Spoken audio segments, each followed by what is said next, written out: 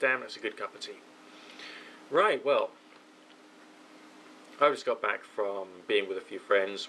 We were out in a pub having a conversation, just me and a gang of about 10 people. And, we're just chilling out, talking about work and family and friends and the fact I've got a cute cat and all that kind of stuff. And sometimes it happens, someone just turns up at your tables and they want to take a seat. This guy turned up and he was quite an affable, quite a nice guy. You could see he had a heart of gold and all the rest of that, So we said, yeah, fine. And he just joined in, perfectly socially adjusted and decent and all the rest of that. And he talks about, his work, his family, his friends. In fact, he's got a cute little dog and he likes sailing and all that kind of stuff. And it was okay, and the conversation went on, and it was a good crack, we had a good crack. And all of a sudden, bam, in the middle of the conversation, he suddenly slips it in. Oh, by the way, everybody, do try and stock up on food for the period of 3 months after Christmas. That's Christmas 2011, and there for the first 3 months of 2012.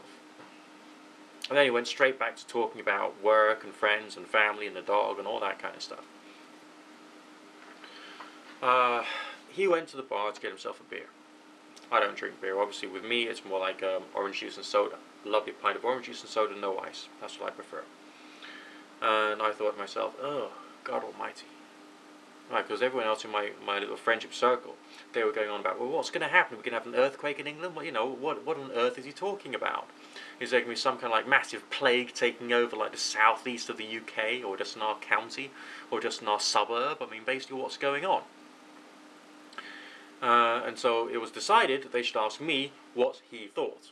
So before I'd even talked to him, I'd already made up my mind, basically. I decided he was a conspiracy theorist. He's crazy. He's got a few issues, right? So I told them all, right? I think that he thinks that we can have a European 2008. Alright, there's going to be a bit of a stock market crash, and there's going to be increases in the cost of food, people's salaries are going to go down, unemployment's going to go up, cost of transport is going to increase food prices even more, and so on and so forth. Okay, so that's what I thought that he thought was going to happen. Anyway, he was still at the bar, and one of my friends sort of gave me a little nudge and said, basically go and ask him.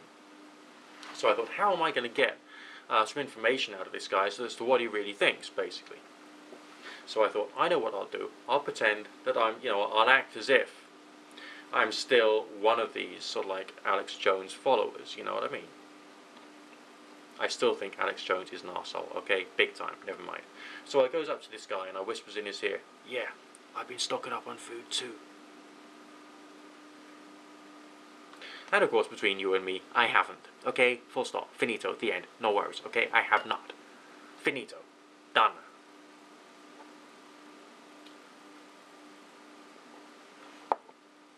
And so he says to me, yeah, some of us know it's going to happen. So I thought, how else can I prize information out of him? So I said, what do you think's going to happen on the stock exchange then? And he says, don't do it. Don't do it. Keep away from it. Everything's in paper has to go.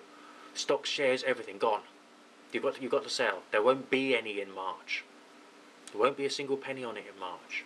So basically, this guy's basically telling me that the entire stock exchange is not only going to collapse. All right, that means all the European stock exchanges, FTSE, CAC, all the rest of them gone, down to the last penny, basically, completely. I know, it's hard to believe, isn't it? Well, isn't it good I don't believe it then? So I says, well, what do you make of the financial markets? They, he says, alright, they are going to try and convince us in the UK that we've got to have the euro. That's just to fool the investors, but don't be fooled.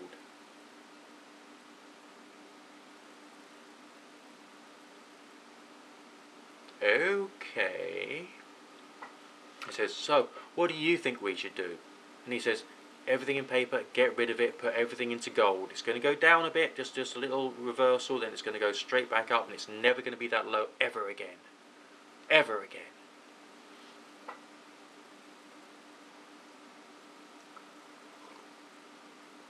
Now, I'm not the kind of person who's got, like, thousands of dollars to put into gold anyway. But I thought, as I obviously sound like a very civilized, well brought up, hypothetically upper class person. Shush, okay, alright. Um, I thought I'd play along, and so I did. So essentially, he felt comfortable talking to me about this. Now, he finished his drink and he left, and I thought to myself, oh my God, the fear and the paranoia has come over to the UK.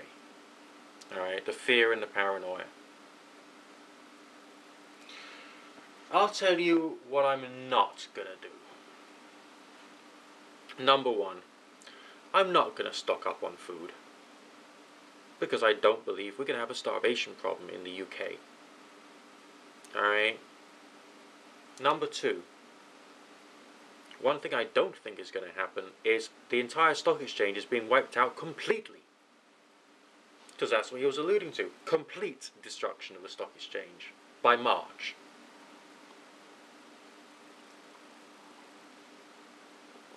Number three, I'm not going to buy gold. Because I'm the poor, okay?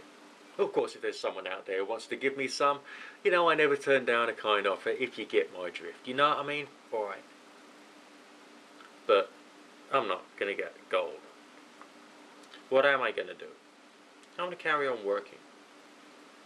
Do what I always do. Try and find extra money to, coming in. Work hard. If I have to work harder, I'll work harder. Fine. What else am I going to do? I'm going to relax. I'm going to drink tea, chill out, play with the cat, and get on with life. Why? Because there's one thing that's going to make you make incorrect decisions, and that is fear and paranoia. And there's obviously a lot more of that happening in Europe right now. It's happening in the UK, it's happening in the Eurozone, and I think that the paranoia and the fear issues are probably going to get worse, and people are going to start making mistakes because they're paranoid and they're fearful. Okay? And these could be social mistakes, financial mistakes, all kinds of mistakes, relationship mistakes, and so on and so forth. And so I'm making this video to warn you about the mentality of people within Britain, within the Eurozone, and anyone who is affected by it as a result of the economy. Okay? Because essentially, if you relax, you can make intelligent decisions. If you're fearful and paranoid, eventually you too will be afraid of clouds, just as I was when I was doing my 24-hour-a-day shift, 7-day a week, just going insane, not sleeping, and having an unhealthy diet because I couldn't afford a healthy one, and then watching the Alex Jones channel, it was diabolical. It made me really, really mental. So, my message to you is don't go mental. There's always going to be someone who's going to make you afraid. You can take cautions if you want. That's fine. Yes, I think there will be problems with the stock exchange over the coming 6 to 8 months. Yes, I think that unemployment may well go up. Yes, I think there will be some problems in the currency markets and the exchange rates. Yes. I do think that the price of fuel is going to go up. And I think that the price of food is probably going to start rising. But I don't think it's going to be so tragic and so difficult that we need to stock up on 3 months' worth of food in case the whole of society's infrastructure collapses after Christmas Day. Crikey. Relax. Remember to breathe. It's not going to be quite that bad. And no, the reptilians are not going to try and take over London. Alright?